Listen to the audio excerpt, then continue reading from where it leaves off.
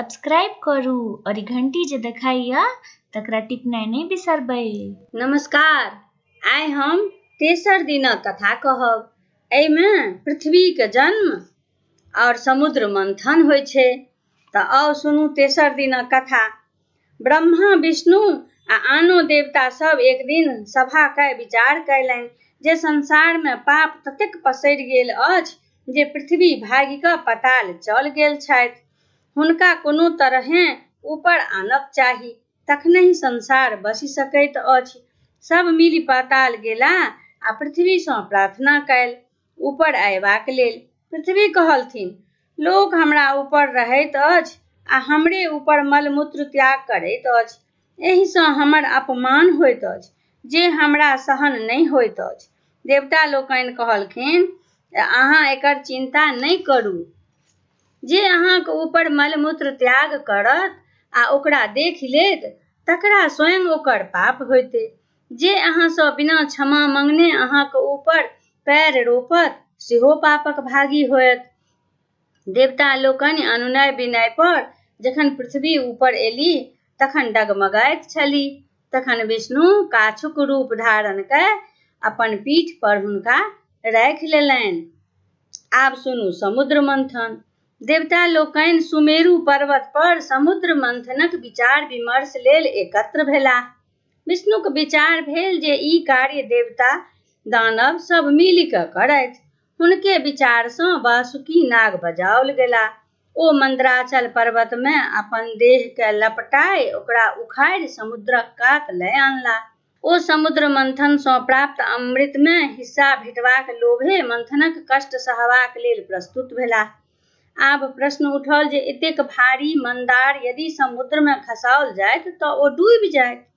तेँ कोनो आधार हेबाक चाही जाहि पर राखिके मंथन कयल जाय। ई भार देवता ओ दानव आग्रह कयला पर कूर्मराज यानी कच्छप गछि लेलनि। मंदराचलके मथनी बनाओल गेल आ वासुकी नागके ओकर रस्सी। समुद्र मंथन आरंभ भेल। नागक फोंफ दिस दानव सब पकड़लनि आ पूँछ दिस देवतागण। समुद्र मंथनसँ समुद्रक जीव जन्तु सब पिसाय लागल आ मंदारक ऊपरका गाछ सब आपसी रगड़सँ टूटि टूटि कऽ खसय लागल। ओहि रगड़सँ पर्वत पर आगि लागि गेल तऽ ओहि परहक जड़ी बूटी सोना चांदी मूंगा मोती आदि जड़ि कऽ भस्म भऽ गेलै। देवताकेँ गर्मीसँ व्याकुल देखि इंद्र वर्षा करय लगलाह। वर्षासँ अमृतमय सब भस्म धोखरि धोखरि समुद्रमे खसय लागल। एहिसँ समुद्रक नुनगर पानि दूध भए गेल आ अधिक काल तक मंथन भेलासँ घी भए गेल। एहि प्रकारे आरो अधिक काल तक मथलासँ समुद्रसँ लक्ष्मी, सुरा, मदिरा, उच्चैःस्रवा घोड़ा इत्यादि इत्यादि सब निकलल जे देवता लोकनि हथिया लेलनि। तत्पश्चात अमृत नेने धन्वन्तरी प्रकट भेलाह। तखन विष निकलल। ओकर दाहसँ देव दानव सब मूर्छित होमय लगला। तखन हाहाकार मचि गेल। अंतमे विष्णुक निहोरासँ महादेव सबटा विषके घोंटि गेलाह।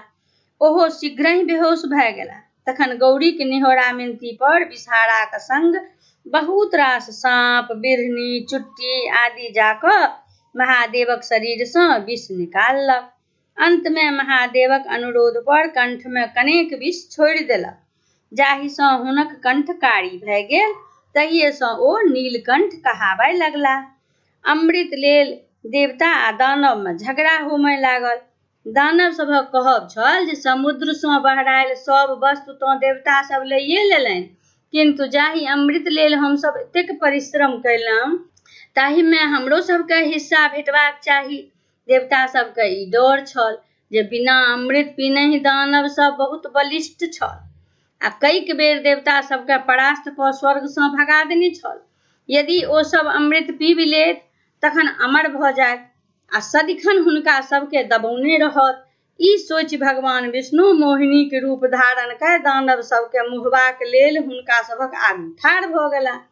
दैत्य मोहिनी स्त्रीसँ मोहित भए अमृत उठाय हुनके हाथमे राखि आ अस्त्र शस्त्र लऽ देवता लोकनिसँ युद्ध करय दौड़लाह। ताबत भगवान नारायण देवता सबके अमृत पिया देलनि।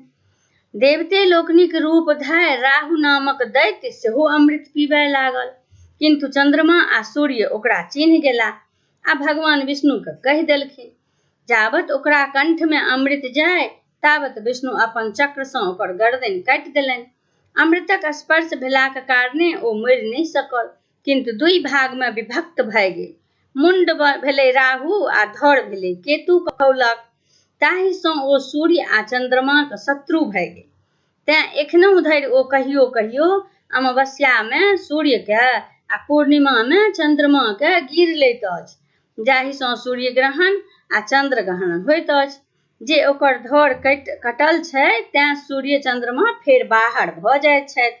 देवताके अमृत पियौलाक पश्चात भगवान विष्णु अस्त्र शस्त्र लए दानव सबसँ घमासान युद्ध कऽ ओकरा सबके मारि काटि पताल भगा देलनि। बचल अमृत इंद्रके सुपुर्द कऽ देल। ओ विश्वकर्माके ओकर रखबारीक भार देल गेलनि। समुद्र मंथनमे बासुकी नाग रस्सीक कार्य कयने छलाह। हुनका देवता लोकनिसँ ई वरदान भेटल जे हुनका माइक श्राप नहि लगतनि आ ओ सपरिवार जनमेजय महाराजक यज्ञमे नहि जरताह। हुनकर भागिन आस्तिक मुनि हुनके रक्षा करथिन। तऽ ई भेल तेसर दिनका कथा। धन्यवाद।